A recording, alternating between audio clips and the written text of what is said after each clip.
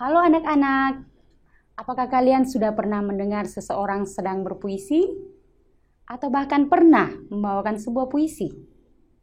Tapi tahukah kalian unsur fisik puisi? Bersama saya Evangelis SPD, mari kita bahas unsur fisik puisi.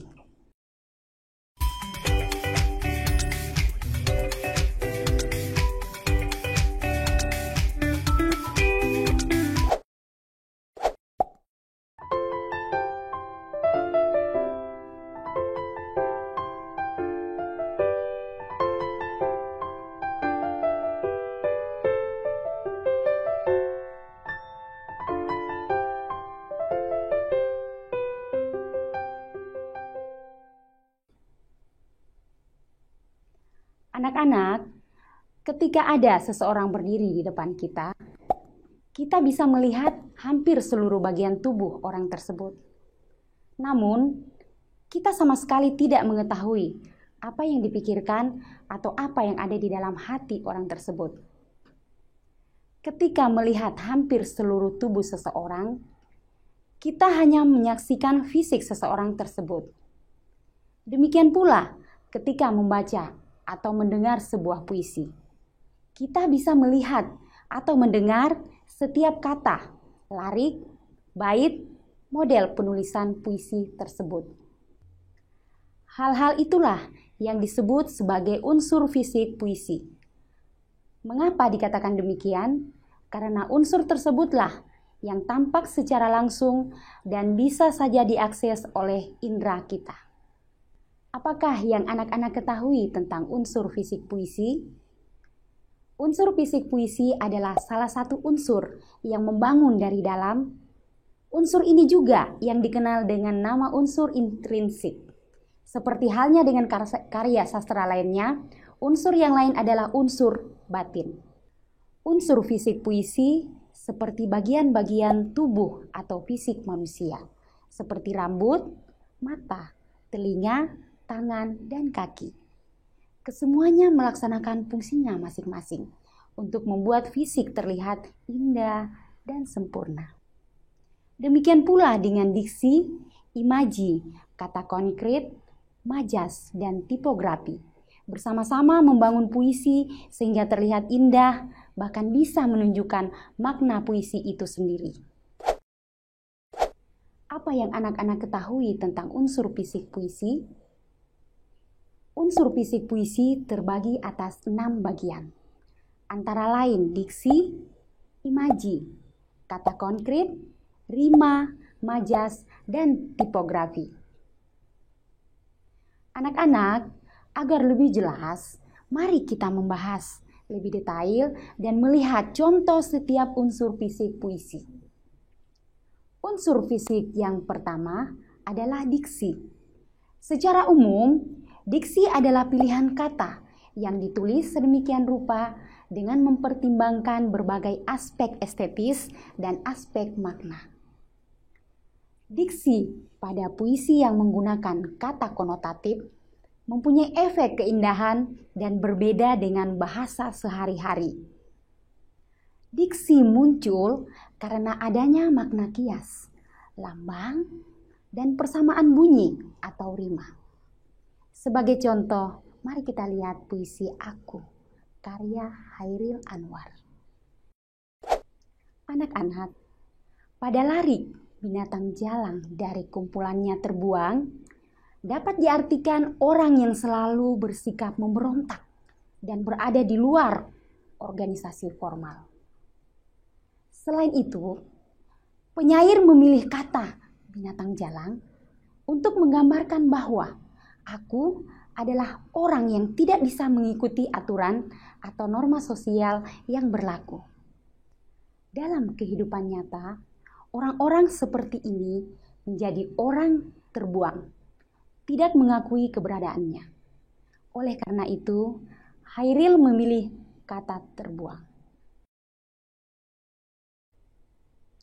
Anak-anak, selanjutnya, apa yang kalian ketahui tentang imaji atau pengimajian? Imaji atau pengimajian adalah kata atau susunan kata yang dapat mengungkapkan pengalaman sensorik, atau imajinasi.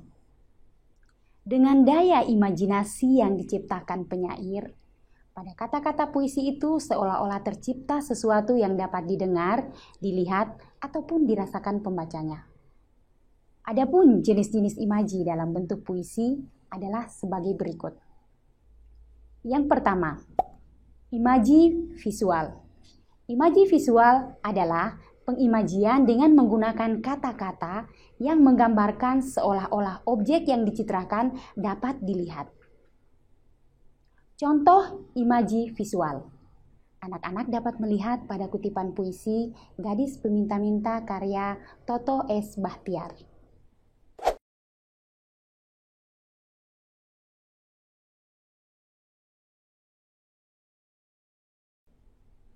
Yang kedua, imaji auditif. Imaji auditif adalah pengimajian dengan menggunakan kata-kata ungkapan seolah-olah objek yang dicitrakan sungguh-sungguh didengar oleh pembaca. Contoh imaji auditif, anak-anak dapat melihat pada kutipan puisi Asmaradana karya Gunawan Muhammad.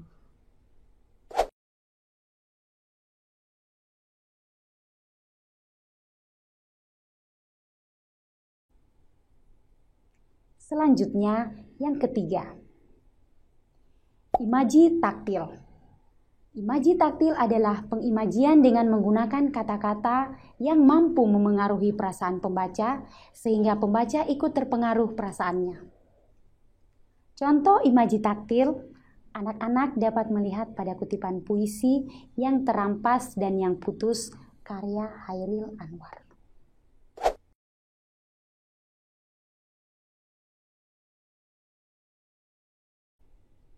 Anak-anak, tahukah kalian tentang kata konkret? Kata konkret adalah kata yang memungkinkan munculnya imaji karena dapat ditangkap indera. Ini berkaitan dengan kemampuan wujud fisik objek yang dimaksud dalam kata itu untuk membangkitkan imajinasi pembaca. Dengan kata konkret, pembaca dapat membayangkan secara jelas peristiwa atau keadaan yang dilukiskan oleh penyair. Jika penyair mampu memperkonkret kata-kata, pembaca seolah-olah dapat melihat, mendengar, atau merasakan apa yang dilukiskan oleh penyair. Perhatikan contoh berikut ini.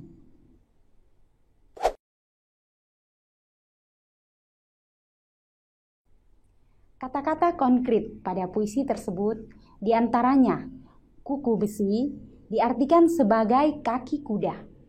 Kulit bumi diartikan sebagai jalan yang tidak teraspal. Penunggang perampok yang diburu diartikan sebagai Atmokarpo atau seorang perampok yang menunggang kuda. Surai bau keringat basah diartikan sebagai perjalanan yang sangat melelahkan. Jenawi diartikan sebagai samurai, pun telanjang diartikan sebagai keadaan yang siap berperang. Anak-anak, tahukah kalian tentang rima? Rima adalah pengulangan bunyi dalam puisi. Dengan adanya rima atau efek bunyi, makna yang dikehendaki penyair semakin indah dan makna yang ditimbulkan pun lebih kuat. Selain itu, rima atau persajakan adalah bunyi-bunyi yang ditimbulkan oleh huruf-huruf atau kata-kata dalam larik atau bait. Perhatikan contoh analisis rima atau ritme berikut ini. Bunyi ang pada kata hilang, melayang, petang, dan membayang merupakan beberapa contoh penggunaan rima sehingga puisi menjadi lebih indah. Anak-anak, selanjutnya adalah majas. Majas atau figurative language adalah bahasa yang digunakan penyair untuk mengatakan sesuatu dengan cara pengiasan, yakni secara tidak langsung mengungkapkan makna. Dalam arti khusus, majas ialah bermacam cara menyatakan hal atau peristiwa yang sama. Penggunaan majas bertujuan untuk memberikan efek nilai rasa yang lebih dibandingkan dengan penggunaan kata biasa. Contoh majas dapat dilihat pada kutipan puisi Padamu Jua karya Amir Hamzah. Kata-kata serupa darah di balik tirai menunjukkan majas perumpamaan atau simile. Demikian pula pada larik Aku Ini Binatang Jalang, pada puisi Aku karya Hairil Anwar, menunjukkan adanya majas metafora. Tentu saja untuk membahas lebih detail majas-majas yang sering digunakan dalam puisi, kita bisa menyaksikan pada video-video pembelajaran lainnya. Anak-anak, unsur fisik yang terakhir adalah tipografi. Tipografi adalah cara penulis membentuk puisi secara tekstual, kerataan penulis, tanda baca, bentuk baris, dan lain-lain. Selain itu, tipografi merupakan pembeda yang penting antara puisi dengan prosa dan drama. Kalau pernah membaca puisi yang berjudul Tragedi Winka dan Sika, anak-anak dapat menafsirkan puisi tersebut dari bentuknya zigzag. Dalam bentuk zigzag, menggambarkan jalan hidup yang berliku-liku. Perjalanan kasih dan kawin yang diinginkan manusia, namun terkadang berakhir sebaliknya. Itulah salah satu contoh keunikan tipografi yang bisa membentuk makna puisi. Tentu saja, anak-anak bisa membaca contoh-contoh yang lain, sehingga pemahaman para anak-anak menjadi lebih dalam. Itulah tadi unsur fisik puisi. Semoga bermanfaat dan sampai bertemu kembali pada materi bahasa Indonesia lainnya. Salam santun AGBSI, berbudi bahasa dalam kemajuan. Wassalamualaikum warahmatullahi wabarakatuh.